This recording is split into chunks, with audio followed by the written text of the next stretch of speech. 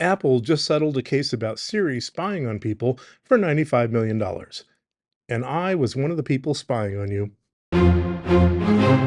I worked at Apple for 25 years, from the 90 days from bankruptcy era to becoming the most profitable company on earth.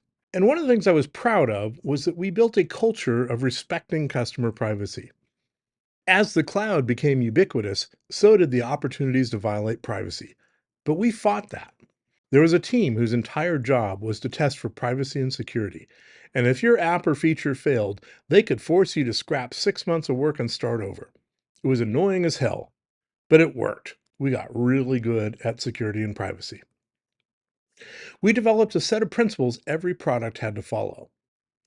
I even taught new hires about Apple's privacy culture, that unlike other companies, it wasn't just a marketing bullet. We actually meant it. Other companies, they'd throw your data into the cloud unencrypted because cloud computing made the product better.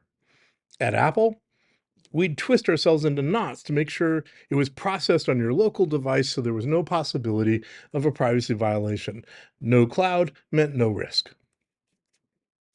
Then something strange happened. Siri happened.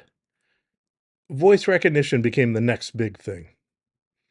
And we hit a wall.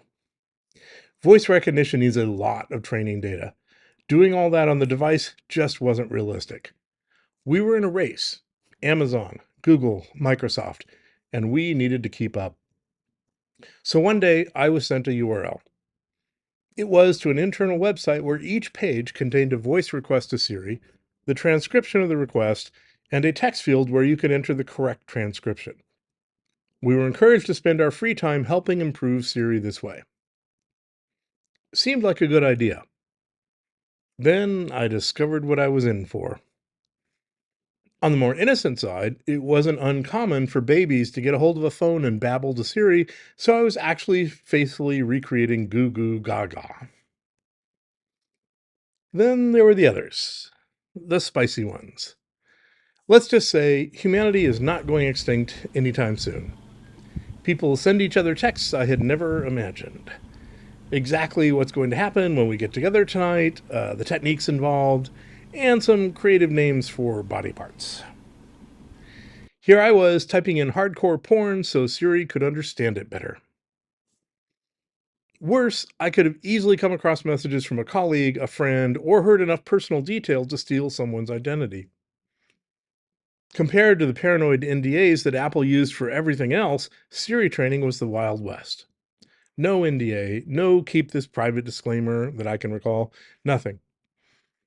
Eventually, the people running this website realized that maybe it was a dumb idea to make people type in porn, and they replaced the input box with a simple yes or no checkbox. Did Siri get it right? And we no longer felt like typists for Hustler magazine. Now, many years later, Apple has quietly settled for $95 million for exactly what I was doing. No trial, no admission of guilt, just a press release and a payout. 95 million is nothing to Apple. It's less than quarterly couch cushion money. Will they change now? I think they'll say the right things. They'll patch the worst of it. They'll come up with a couple solutions. But if the choice is protect your privacy or make Siri 5% better than Google, you can guess what choice they're going to make. Sorry, I didn't quite get that.